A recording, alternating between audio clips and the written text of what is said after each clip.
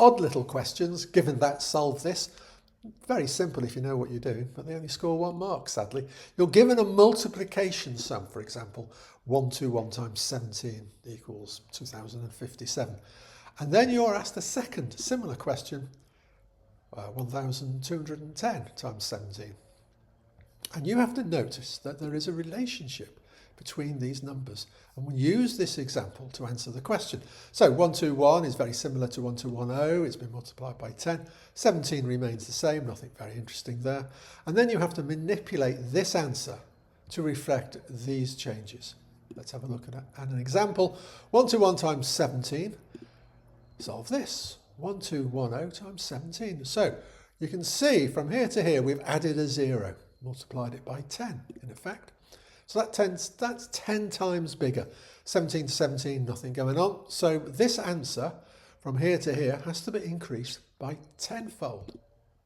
How do we do that? Well, we just add a 0 to the end. Keep all the digits the same, just add a 0. And we get 20,570. Always check it again, 2057, 2057. You don't want to make an unnecessary error.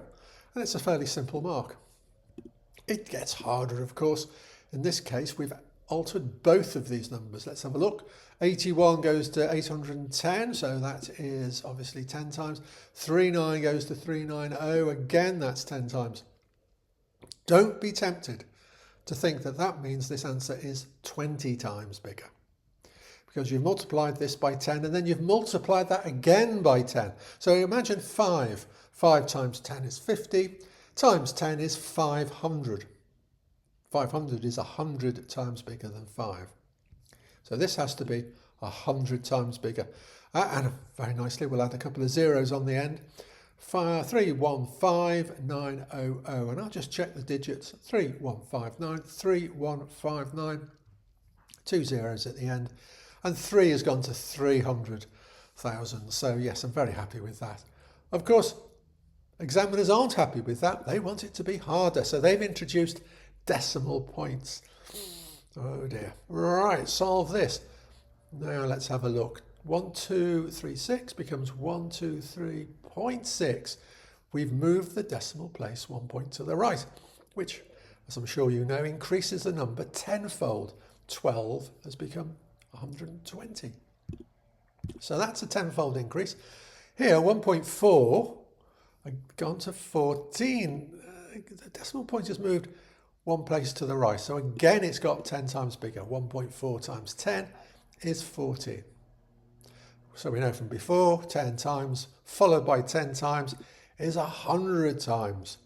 And 100 times we move the decimal point 2 places to the right.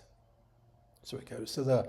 All the digits remain the same. So it's 17304, 17304 with the decimal point 2 places to the right. Does that feel right? 17 times 10, 170 times 10, 1700. Yeah, that's right. So here's your chance to show your skills. It's a little bit more complicated now. There's a long number here. Let's see what happens. Well, I hope you enjoyed that. This number, 455, obviously the digits are the same.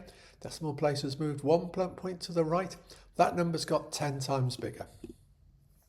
23.62, 2360. Oh, look, the decimal point has moved 1 place to the right. So this is 10 times bigger.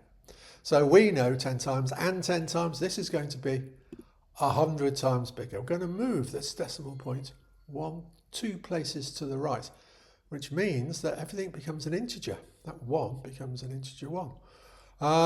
Let's see, we write out all the digits. 107471, 107471. And then we think about the decimal point. The decimal point's gone to here. We don't need to show it, do we? That's 107,471. That 1 has become 100. Yeah, that looks good to me. Anyway, these are tricky if you've not seen them before, but if you have seen them before, I think they become easy. So, if you've enjoyed this video, or even if you haven't, why not subscribe? Take care. Bye-bye.